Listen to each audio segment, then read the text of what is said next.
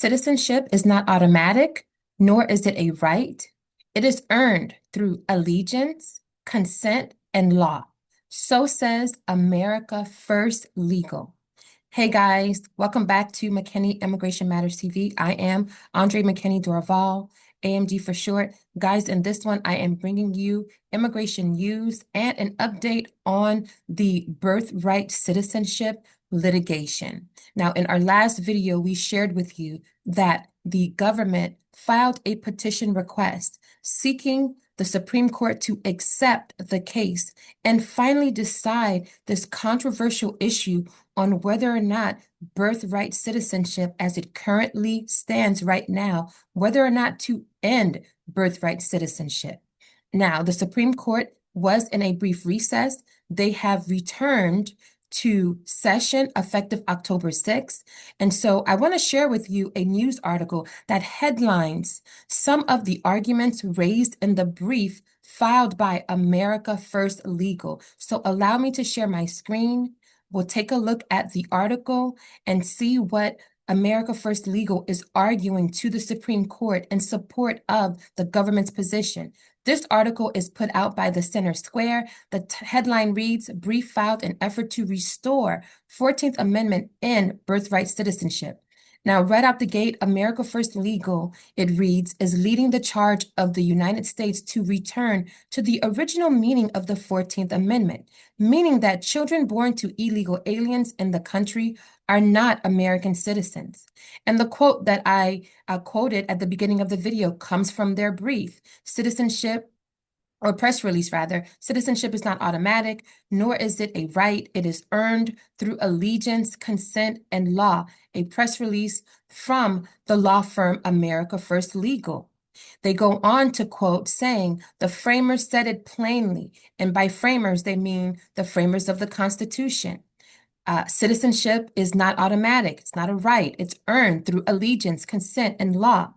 The framers said it plainly. The Citizenship Clause does not include aliens or anyone owing allegiance to a foreign sovereignty, the release said. Courts and scholars ever since have agreed. This article goes on to indicate that AFL, they filed an amicus brief with the Supreme Court on behalf of 18 members of House Judiciary Committee. In the brief, the law firms urge the court to defend the original meaning of the 14th Amendment and the limits it places on U.S. citizenship.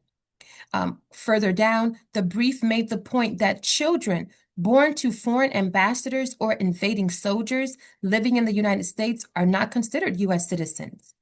This idea is not because those parents have immunity, but because they owe allegiance elsewhere. And that's a quote from the release. A bit further down, the press release indicates the same principle applies to children of aliens unlawfully present in the country. Their parents owe allegiance to another nation and are here without the consent of the United States. A bit more, this is not a question of compassion, but of constitutional order. Citizenship cannot be born of defiance, and allegiance cannot exist without consent.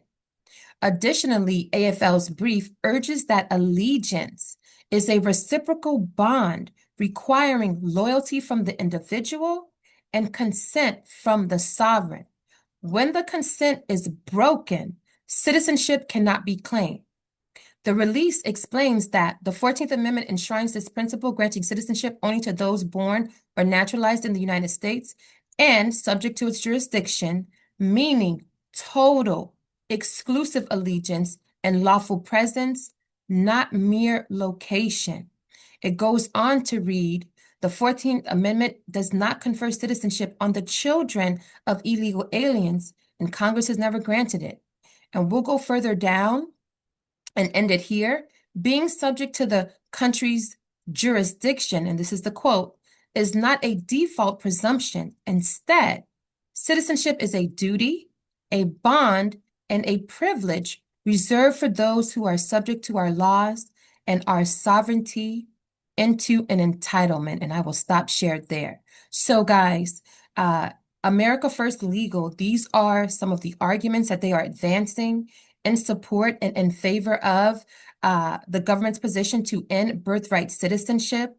And so as this continues to unfold, we will update you. Again, as of right now, there has been no updates as to whether the Supreme Court has agreed to accept to take this case.